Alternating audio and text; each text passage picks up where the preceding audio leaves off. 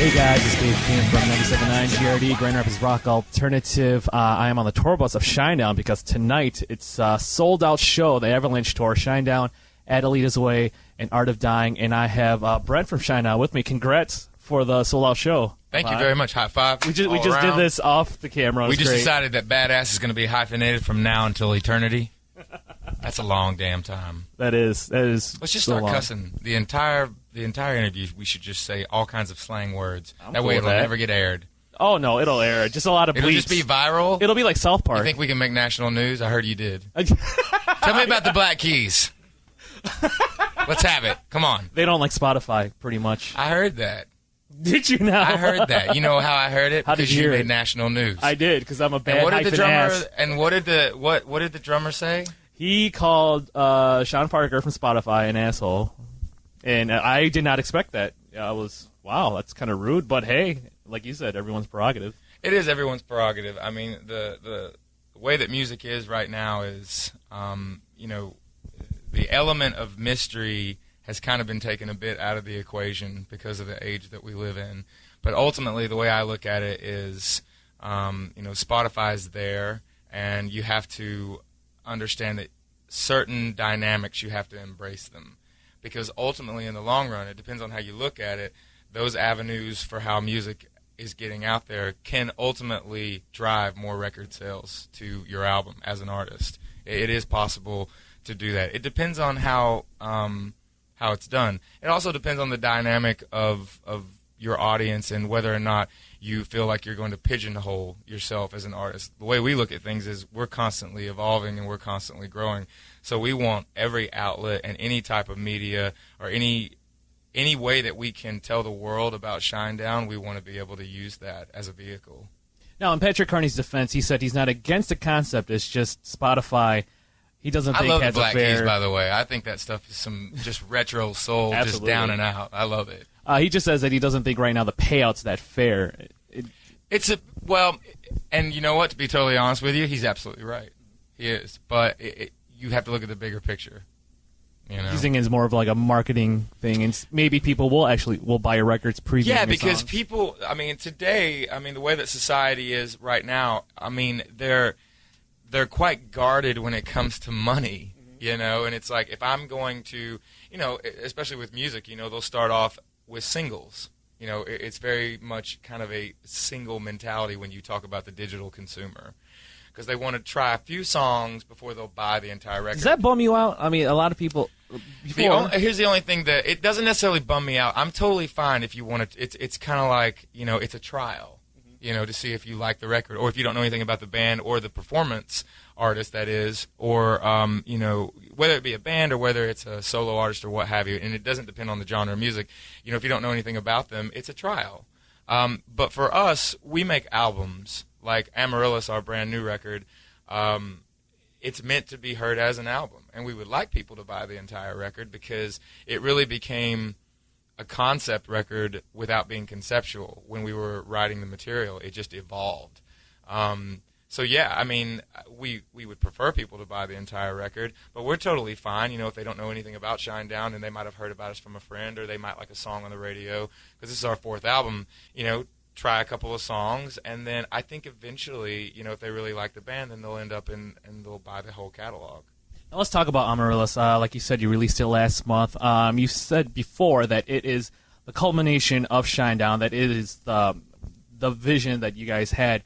Now, why this particular album? Because wouldn't you say with a lot of artists that's the case with every new record? Not necessarily, because I've always said that your first album, you'll get your entire life to create it, and then the second album, you're going to get about 6 months. I only say that because that was the experience that we've had, because that's what happened to us. And then on the third album, there was such a... the climate definitely changed for the band, because there was a shift in not only the personalities in the band, but overall the health of the band was at stake.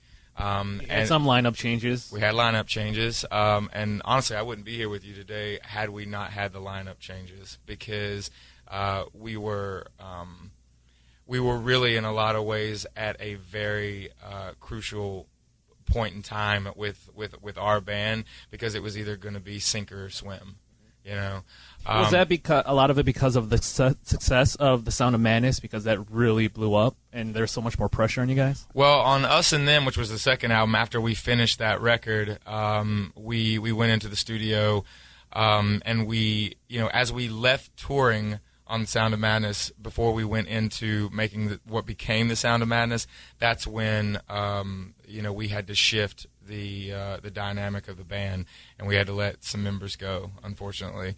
But there was such a, as far as The Sound of Madness, that album, we solidified the sound with the help of Rob Cavallo.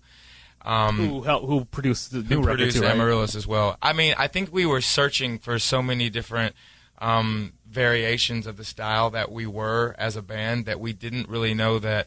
For myself and Barry Kirch, who are the original members, we were looking, we were opening the wrong doors. You know, we're the band that, you know, we're looking for the doors that everybody else is afraid to find. You know, because we're searching for the next step, because we're never satisfied and we're always trying to outdo what we've already done. But I focus on the health of the band because, unfortunately, you know, we weren't able to work out, I guess you would say, the dynamic between certain members. But then again, I have to be completely honest with you. If it wasn't for Zach Myers and Eric Bass, this band wouldn't be where we are today, because they brought life back to the band, and they brought it, you know, they pulled it up from you know, really from, I always say that you have to dig a hole sometimes to figure out a way of getting out of it. And those gentlemen, you know, not only picked me and Barry up on as far as a performance side of everything, but the musicality that they brought to the band, they just heightened every single aspect of how the band is presented live, and how serious we take the musicianship in the band. Now, you're talking about the evolution of Shinedown and your songs. What about the live shows? Do you look at the production just as intensely as you do with your records? Absolutely, yeah. I mean, we're really fearless when it comes to making albums. We don't ever go into it with an agenda. You know, for us personally, we don't want to make the same record twice, and we don't want the performance to be what you saw last year or the last time you saw the band. That holds no merit to us. I think that you have to constantly keep, you know, outdoing what you've already done. Otherwise, you get complacent, and that's not us, and you get bored.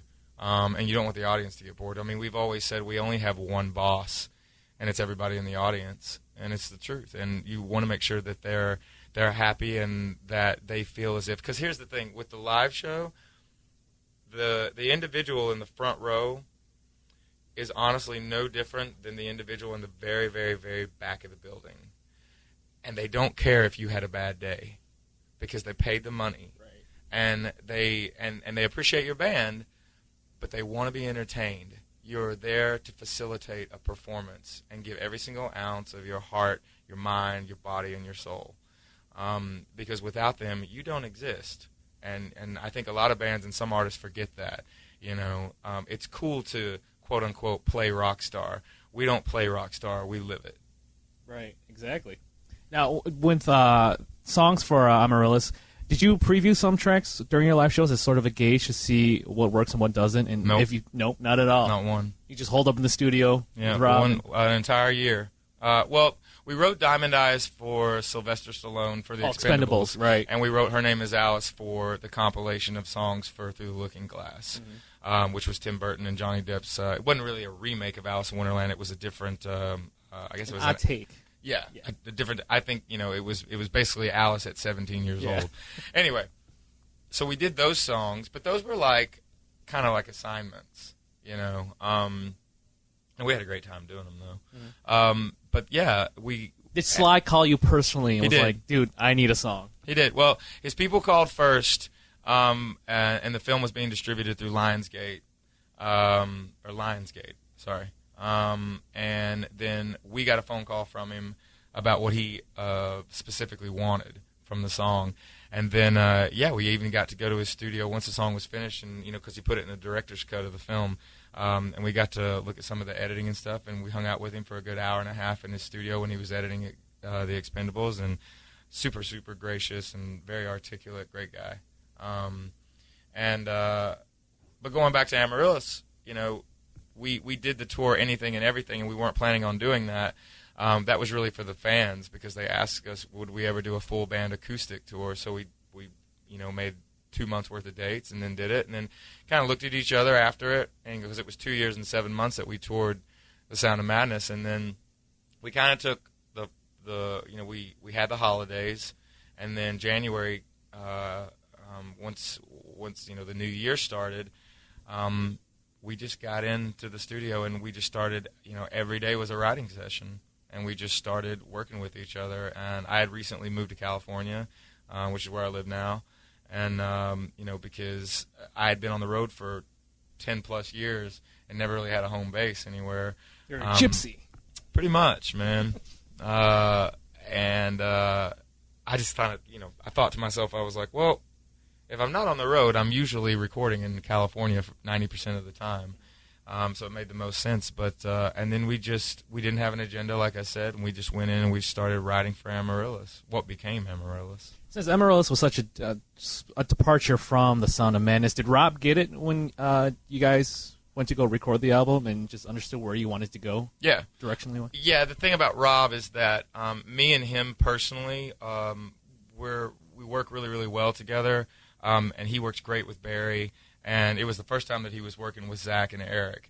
Yeah,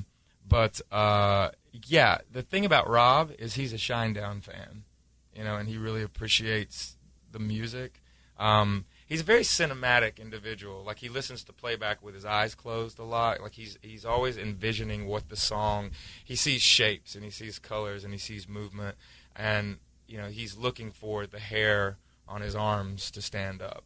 On every song. That feeling. Yeah, he's very much about the song, and he shares our same love of making really, really epic sounding records.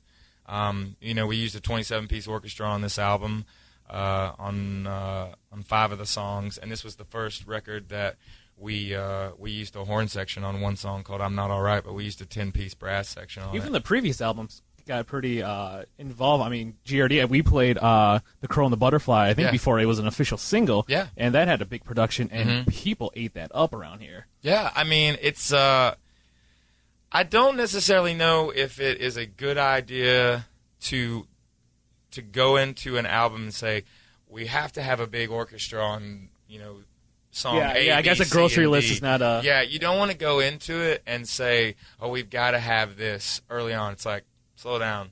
Write the song first. And for us, it's very organic. It happens. I mean, it happens organically. The songs actually will tell us, I want an orchestra.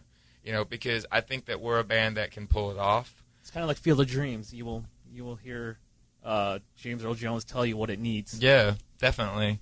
And they that was a good segue, actually. Thanks. Yeah.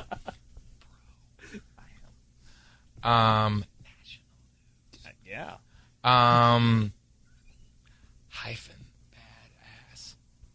Korean.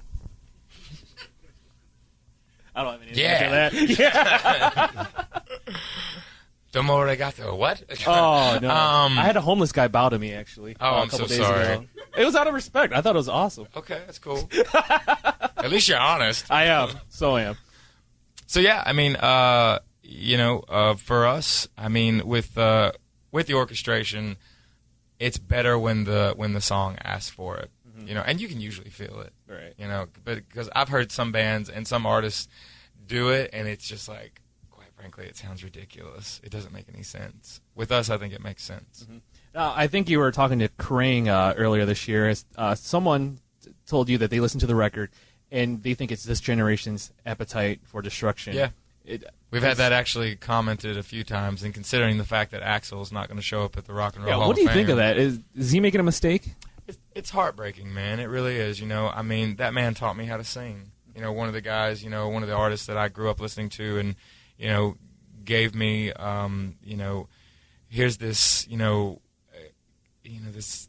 this kid from Indiana, and with red hair, and skinny as a toothpick, and this insane voice comes out of him, and it was just mesmerizing, man. When I was, I was in 5th grade when Appetite for Destruction came out, and it's heartbreaking, that he doesn't want to get up there, and for the, not only, it's not about him. You put yourself out there. The world loves you. I don't know if he really knows that, like that the world really, he changed a lot for a lot of people. He made it really cool to be dangerous. It does seem like he's kind of unaware of how much he's affected so many people.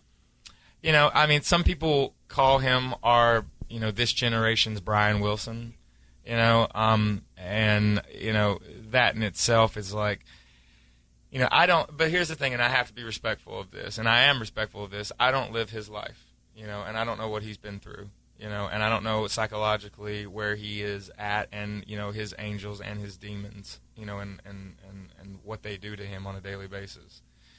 But overall,